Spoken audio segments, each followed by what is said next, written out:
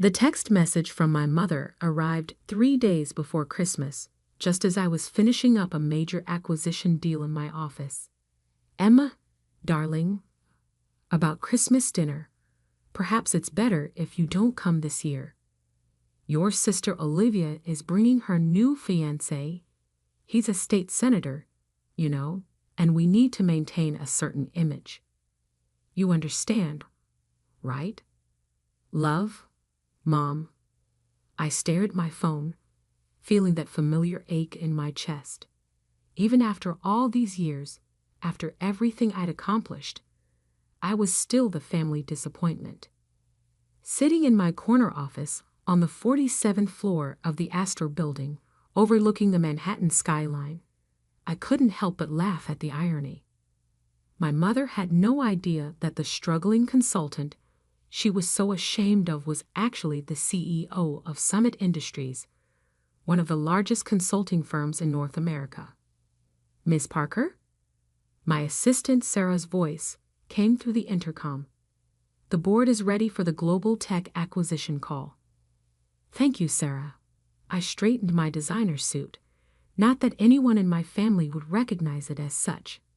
They still thought I shopped at discount stores. As I prepared for the call, my mind drifted back to where this all began. 10 years ago, I had stood in our family's living room, trying to explain my decision to leave my prestigious junior analyst position at my father's company. "You're throwing away everything we built for you," Dad had shouted, his face red with anger. "And for what? To start your own business? Don't be ridiculous." My sister Olivia had sat on the expensive leather couch, smirking.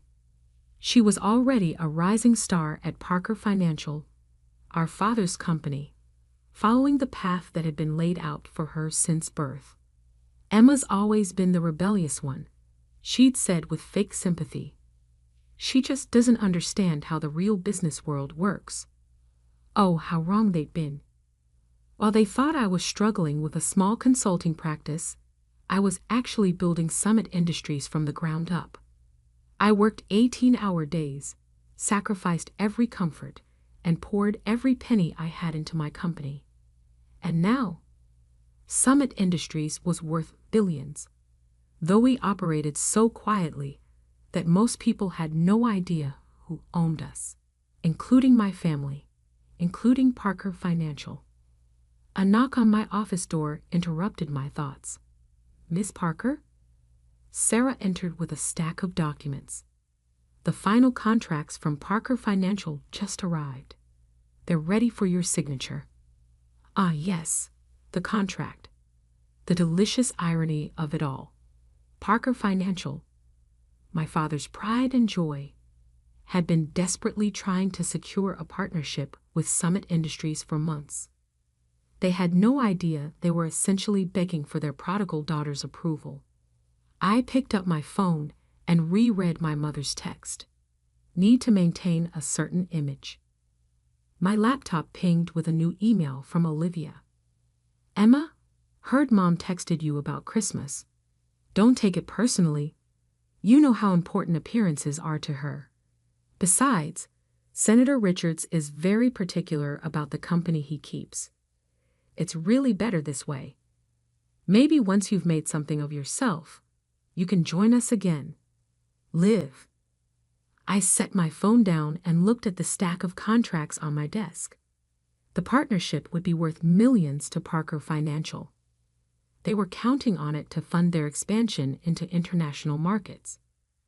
My father had been bragging about it for weeks, according to my sources, and all it needed was my signature.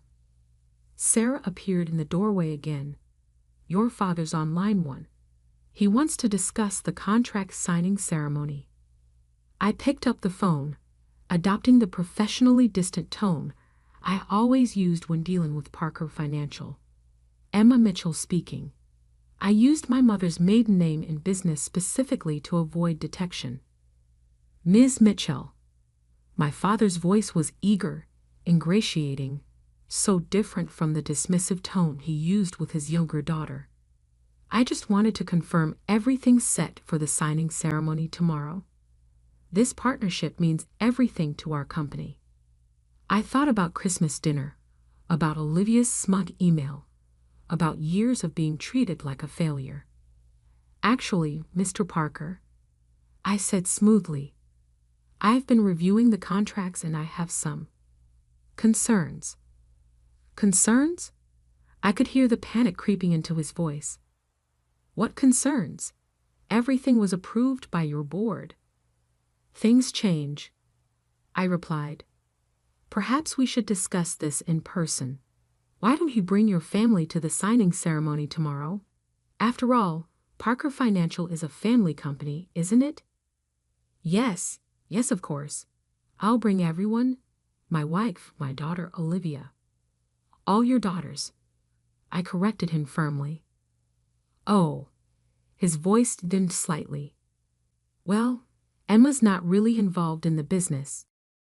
All your daughters, Mr. Parker, I repeated, or there will be no signing ceremony. After he agreed and hung up, I sat back in my chair, gazing out at the city lights. Tomorrow, my family would walk into my office expecting to meet the mysterious CEO of Summit Industries. Instead, they would come face to face with their greatest disappointment.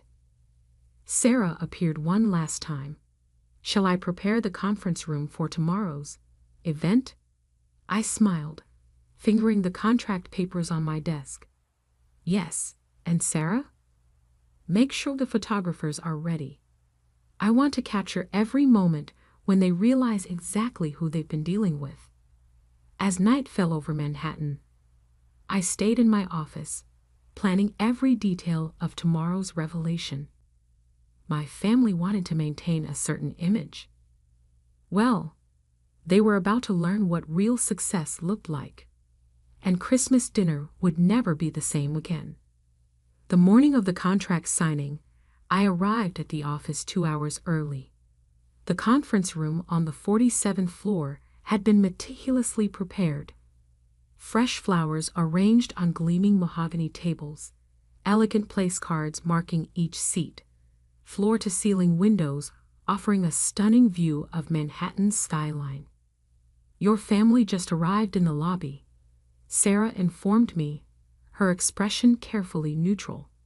She'd been with me since the beginning, one of the few people who knew the whole truth. Should I send them up?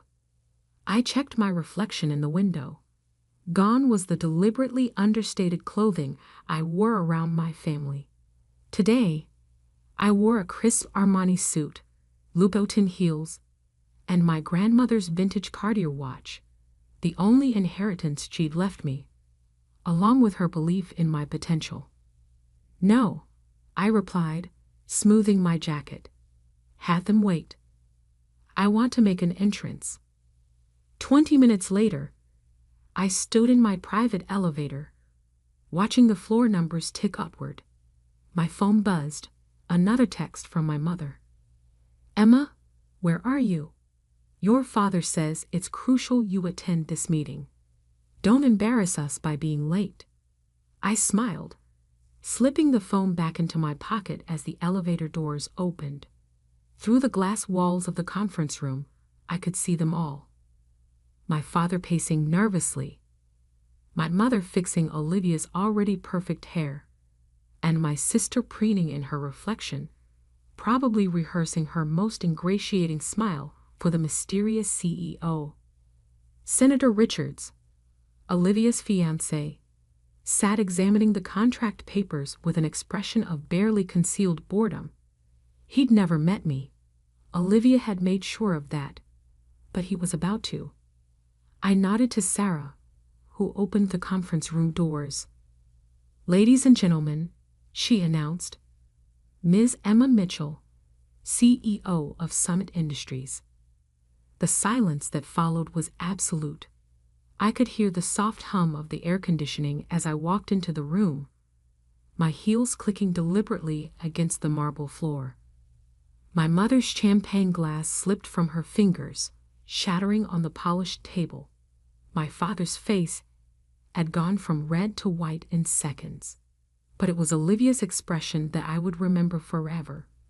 Pure, unadulterated shock as her carefully constructed world of superiority crumbled around her. "Hello, family," I said calmly, taking my seat at the head of the table. "Shall we begin?" This is impossible," my father stammered. "You're a small-time consultant." "Am I?" I opened the folder in front of me. Interesting. Because according to these documents, I'm the CEO of the company you've been desperately trying to partner with for the past 6 months. The senator cleared his throat, looking between me and his shell-shocked fiancée. "I'm sorry. What exactly is happening here?" "Oh, forgive my sister's rudeness." I smiled sweetly at Olivia. She should have introduced us at Christmas dinner. But wait, I wasn't invited, was I? Something about maintaining a certain image. My mother found her voice. "Emma, darling, there's been a terrible misunderstanding." "Has there?" I cut her off, my voice sharp. "Let's review, shall we?" I pressed a button on the conference table, and the wall screen lit up with a series of emails and text messages. Here's you telling me I'm not successful enough to attend family gatherings. Here's Olivia suggesting I'm an embarrassment to the family name. And here, I paused for effect, is Dad practically begging for this partnership, completely unaware he was negotiating with his disappointing younger daughter. The silence in the room was deafening. Sarah quietly distributed copies of the contract, or rather, what remained of it. My father flipped through the pages frantically. These aren't the same terms we discussed." "No," I agreed pleasantly. "They're not. You see, I've had time to reconsider this partnership. In fact, I've had years to consider exactly how I wanted this moment to play out." Olivia, finally finding her voice, leaned forward. "You can't do this. Daddy's been planning this expansion for months. The board is counting on it." I turned to her, letting my smile fade. "You mean like how I counted on my family's support when I was building my company from nothing?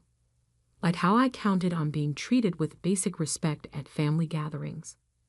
"That was different," my mother protested weakly. "We were just trying to protect you from disappointment." "No," I cut her off. "You were protecting your image, your precious social standing. Well, congratulations. You've succeeded in creating exactly the image you wanted. The whole business world will know exactly who the Parkers are after today." I stood up, smoothing my jacket. "The partnership deal is off. Summit Industries will be acquiring Global Tech directly, which, as I'm sure Dad has realized by now, will effectively block Parker Financial from expanding into the international market." My father slumped in his chair, the full implications hitting him. Without this partnership, without the expansion it would have funded, Parker Financial would remain exactly what it was, a mid-sized regional firm, forever in the shadow of Summit Industries. "You can't do this," he whispered. "We're family." I paused at the door, turning back one last time. "Family? That's interesting, because according to the text messages I received yesterday, I'm not successful enough to be part of this family. I wonder." I pretended to think for a moment. "Will I be successful enough for Christmas dinner now?" The silence that followed me out was deafening. Through the glass walls, I could see my mother dabbing at her eyes with an expensive handkerchief, my father staring blankly at the contract papers, and Olivia, perfect, successful Olivia, slumped in her chair, her carefully constructed world lying in pieces around her. Sarah fell into step beside me as I walked back to my office. "That was quite a show," she said quietly. "Are you okay?" I looked down at my phone, where another desperate text from my mother was flashing. "Cancel the Christmas dinner," I replied, a small smile playing at my lips. "I have other plans." The true fallout was just beginning, and I had a feeling the holidays were about to get very interesting indeed. The aftermath of the contract signing was exactly what I expected. A hurricane of desperate calls, manipulative messages, and increasingly panicked attempts at reconciliation. My phone buzzed constantly.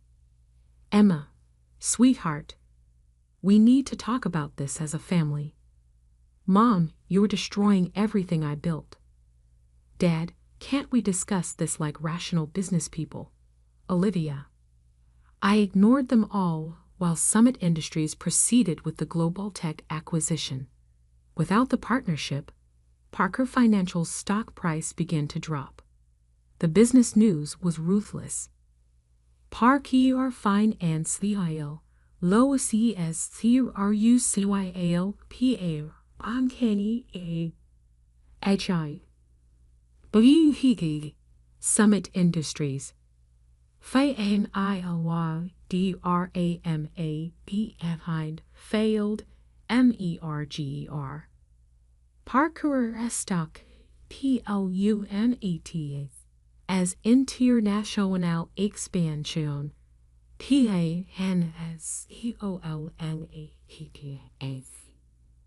1 week after the failed signing, I sat in my office reviewing the latest acquisition reports when Sarah appeared at my door. "Your sister's here again," she said. "Third time this week. But this time she's alone. No senator fiancé." I glanced at the security feed on my laptop. Olivia stood in the lobby. But something was different. Gone was her usual perfectly polished appearance. She looked tired. "Send her up," I said after a moment's consideration. Olivia walked into my office like a stranger, her eyes taking in the expansive space, the view, the clear symbols of success she'd never noticed in her failing sister. "Nice office," she said quietly. "Bigger than mine at Parker Financial. Though I suppose that's not saying much anymore." "What do you want, Olivia?" She sank into one of the visitor chairs. Senator Richards called off the engagement. I raised an eyebrow. Really? The perfect power couple didn't survive a little financial setback. He said he couldn't be associated with a failing family business. She laughed bitterly. "Apparently, I'm not successful enough for his image." The irony wasn't lost on either of us. "Dad's drinking again," she continued. "The board is questioning his leadership. Mom's social circle is buzzing with gossip. Everything's falling apart. And it's all because of me?" I interrupted. "No, Olivia. It's falling apart because it was built on appearances rather than substance, just like your engagement." She flinched. "I deserved that." "You deserved a lot more than that." I leaned forward. "Do you know what it was like, watching you all celebrate each other's successes while treating me like a failure? Having Mom plan elaborate parties for your promotions while she couldn't even remember what my company was called. We thought you were struggling. You never asked." I stood up, anger finally breaking through my carefully maintained composure. "Not once in 10 years did any of you actually ask about my work. You were too busy looking down on me to notice I had surpassed all of you." Tears slipped down Olivia's cheeks, real ones this time, not the calculated drops she usually produced for effect. "I was horrible to you." "Yes, you were. Can you ever forgive me?" I studied her for a long moment. "Forgiveness isn't the issue, Olivia. Trust is, and trust has to be earned." Just then, my office door burst open. My parents rushed in, ignoring Sarah's protests. "Emma," my father's voice boomed, though it lacked its usual authority. "This has gone far enough. You've made your point. Hi. I remained seated, watching them. At what point would that be? That you're successful, my mother said quickly. That we were wrong about you. We understand now, darling. You can stop punishing us. I laughed, but there was no humor in it. You think this is about punishment? About proving my success? I stood up, walking to the window. This is about consequences, about finally showing you that your actions, your dismissal, your condescension, your casual cruelty, have real effects. We're your parents, my father said, his voice breaking slightly. Everything we did was to protect you. No, I turned back to face them. Everything you did was to protect your image. Well, congratulations. Your image is now exactly what you've made it. A failing company, a broken engagement, and a family in crisis. What do you want from us? Olivia asked quietly. Want? I considered the question. I wanted your support when I was building my company. I wanted your respect when I succeeded. I wanted to be treated like a daughter instead of an embarrassment. I paused. But now, I don't want anything from you. My mother began to cry, but I'd seen too many of her performances to be moved. Please, Emma, it's almost Christmas. Ah, yes, Christmas. I smiled coldly. The dinner I wasn't successful enough to attend. Tell me, do you still need to maintain a certain image for the senator? Or has that requirement changed now that he's abandoned ship? My father stepped forward. Name your price. Whatever you want. Board seats. Shares in Parker Financial. You still don't get it, do you? I shook my head. I don't want anything you have. Summit Industries is worth more than Parker Financial could ever be. What I wanted was a family who valued me for who I am, not what I could offer them. I pressed a button on my desk, and Sarah appeared instantly. Please show them out, and have security update the no-entry list. Emma, please. My mother tried one last time. We can fix this. No, Mom. You can't fix 10 years of dismissal and disrespect with one tearful apology. Actions have consequences. Consider this your lesson in real business. After they left, I sat in my office as darkness fell over the city. My phone buzzed with a message, not from my family this time, but from my grandmother's old friend Margaret, who had supported me when I was first starting Summit Industries. Heard about what happened with your family. Your grandmother would be proud. Christmas dinner at my place this year? I smiled, feeling a weight lift from my shoulders. Sometimes family isn't about blood. It's about who believes in you when no one else does. The next morning, I called a board meeting at Summit Industries. It was time to announce our next major move, a complete overhaul of the consulting industry, starting with the acquisition of several regional firms. Parker Financial wasn't on the list. As I stood before my board, outlining our expansion plans, I thought about my family's Christmas dinner, happening without me.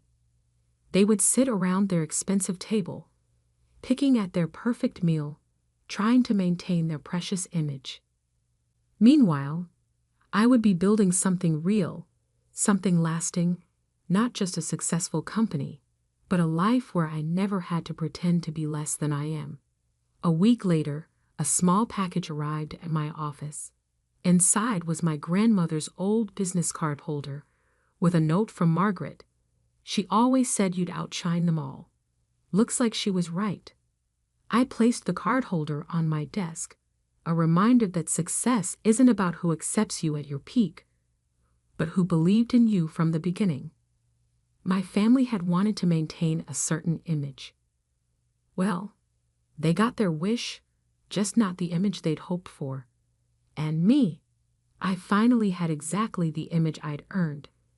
Successful, powerful, and completely free from their expectations.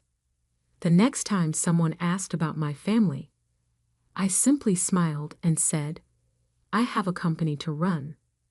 Because in the end, that was worth more than any Christmas dinner they could offer.